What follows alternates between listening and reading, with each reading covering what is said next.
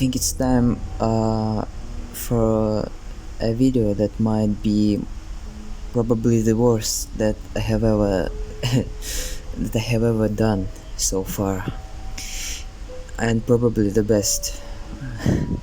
I actually did try to write a script for this one, and kinda give up, but at least I tried.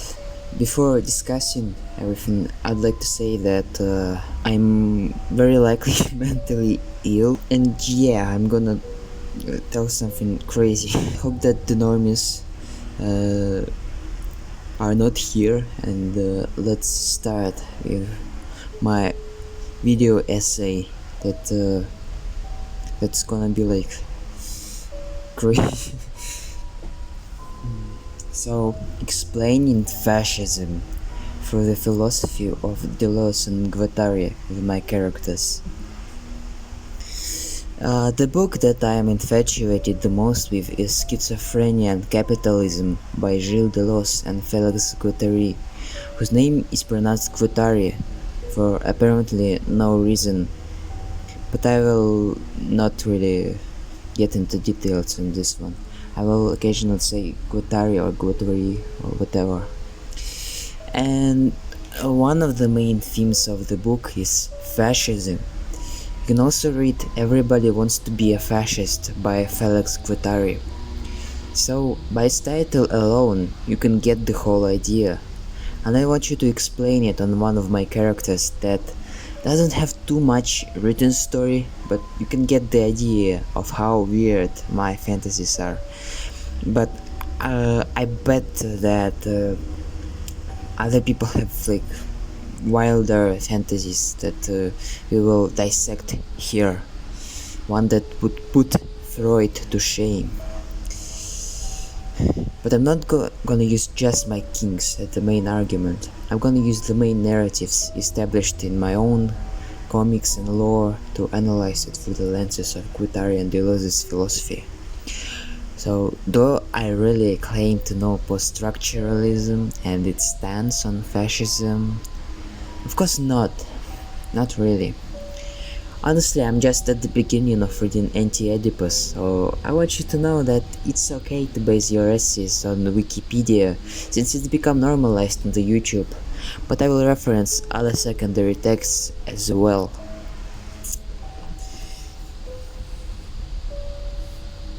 Chapter 1: Fascism as a power fantasy. So the first thing that we need to know is that fascism is everywhere. Fascism is a microcosm of our personal dynamics. In this regard, I should probably use this scheme that shows what I mean. Every single appreciation of power and the will to submit to that power is a small cog in the grand scheme that constitutes what we would call fascism. That also applies to our erotic manifestations. So, quoting our favorite book, the truth is sexuality is everywhere.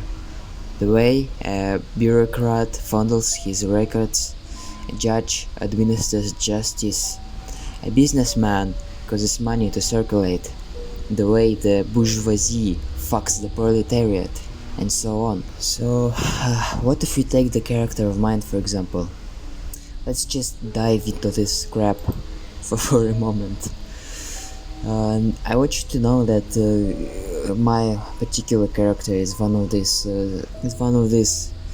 stereotypic muscle mommy kind of cliche, you know.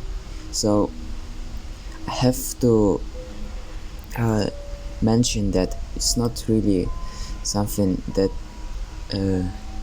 is particular to me. I'm just using it for the sake of the argument, because it's actually kind of it's a bigger problem.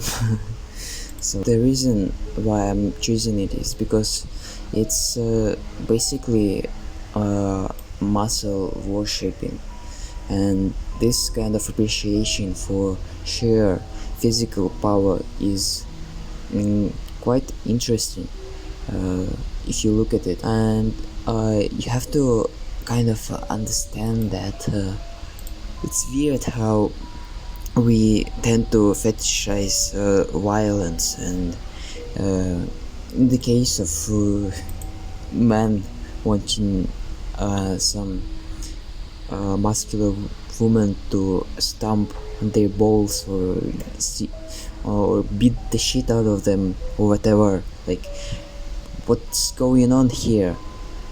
And I know that it might be weird or something, but we quite basically fetishize fascism.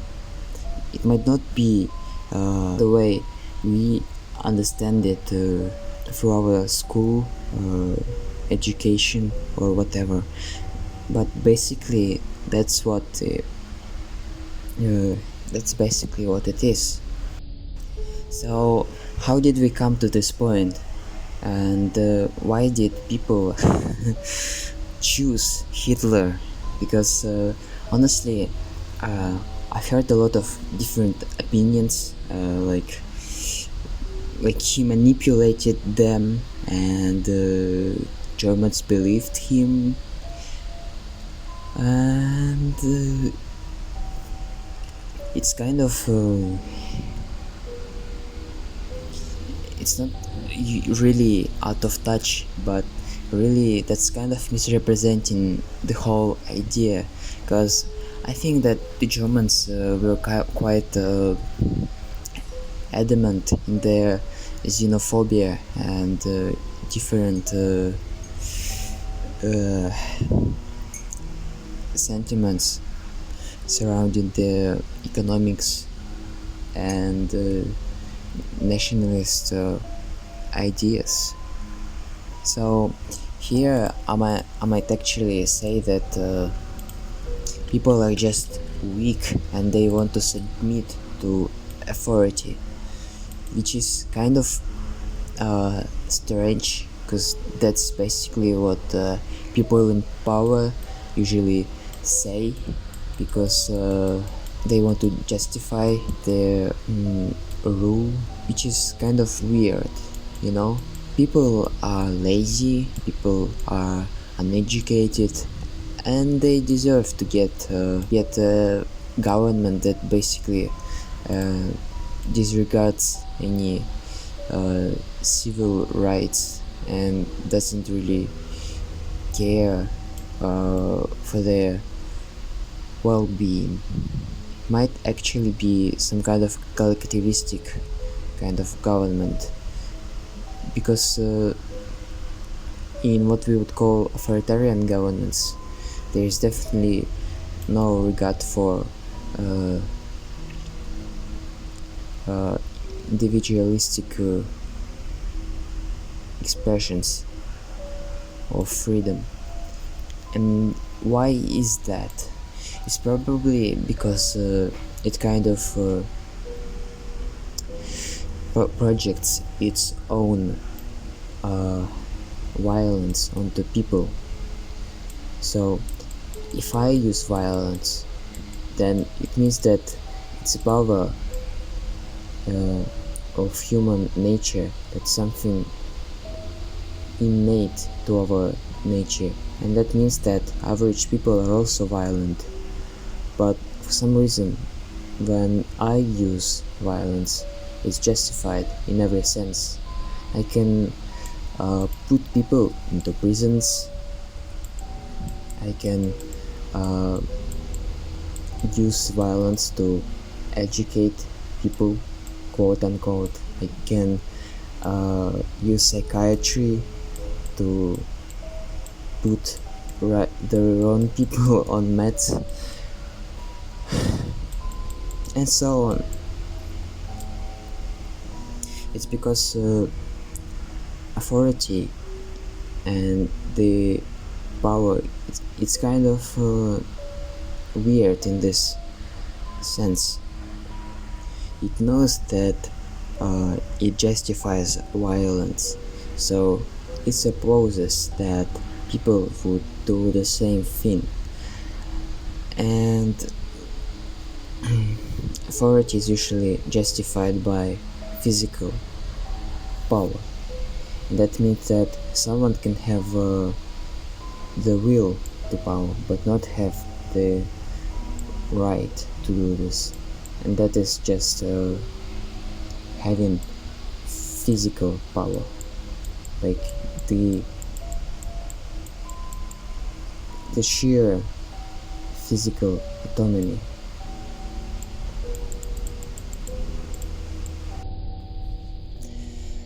So how does Guattari's philosophy actually explains these weird manifestations of power?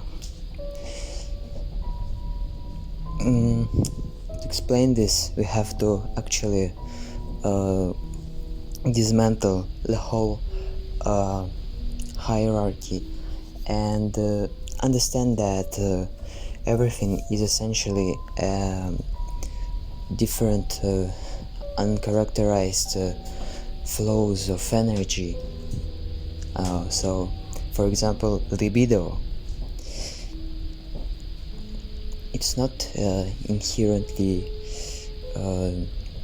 fascist to exercise any kind of sexual practice, like and it's weird because I'm actually an asexual, but that doesn't mean I don't have libido, right? That's why it's also weird and uncharacterized. So fascism actually takes these random flows of energy and it kind of monopolizes them. So essentially it tries to talk to different desires. So fascism is a sort of disease that can actually be pretty effective when it adjusts itself to our desires. Like, I don't know, maybe you want to be cute. I don't know, maybe you're trans, maybe you're an incel. We're gonna talk about the correlation between these two later. Maybe you're just a white heterosexual woman in her 40s. That's all just desires. Maybe you want something to eat. That's just a basic kind of desire.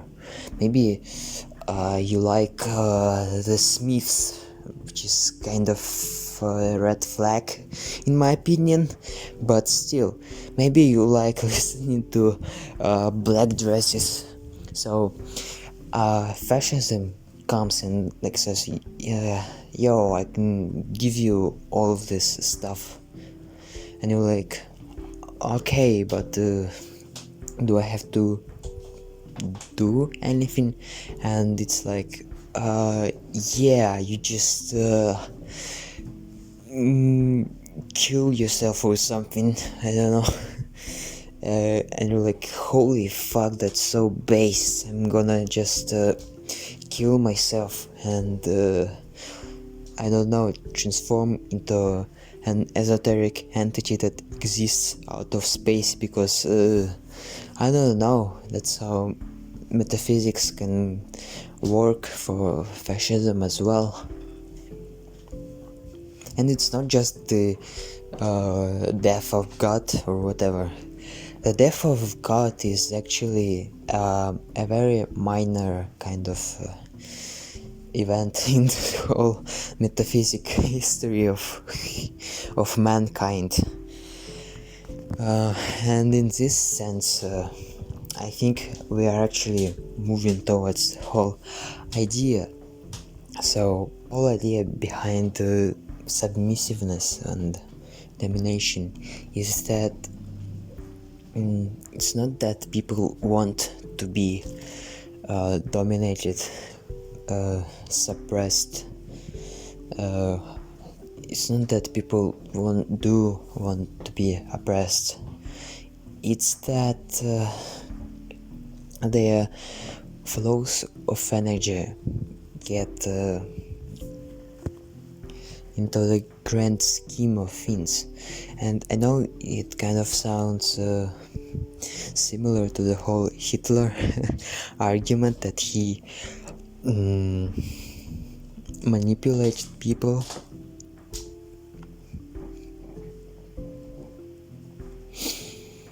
He probably did, actually. I mean, but it doesn't mean that the authoritarian government of Hitler can actually work in modern environment. It has to adapt itself. And it's a machine that perpetuates itself in a way. It's something that can only work if it is driven by desires of individuals. And that's what Guattari called the micropolitics of a person, because it goes on individual level.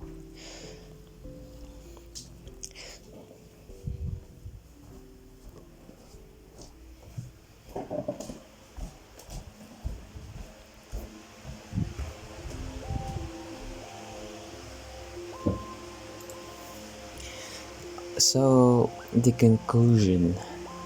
So, what does it all mean? Are we all evil and wicked? Well, I think that people are full of contradictions. One can definitely submit to higher authority when they need to, when they want to learn, or when they want help. But this example in isolation doesn't mean that one has to succumb to every single wish. Maybe when it's some king play or whatever. But isn't it too dangerous though? I think it works in every single way. It's just some kind of mental gymnastics thing going on. Like, certainly we can learn to understand this as a horizontal power structure rather than vertical. So just a number of disorganized flows of energy, but when they become monopolized and airboralized, it becomes a problem. So what do I actually suggest here? I think that next time you actually want a strong muscular woman to beat you to death, you actually make sure that this supposed woman doesn't use this to justify actual violence. So, yeah. Thank you.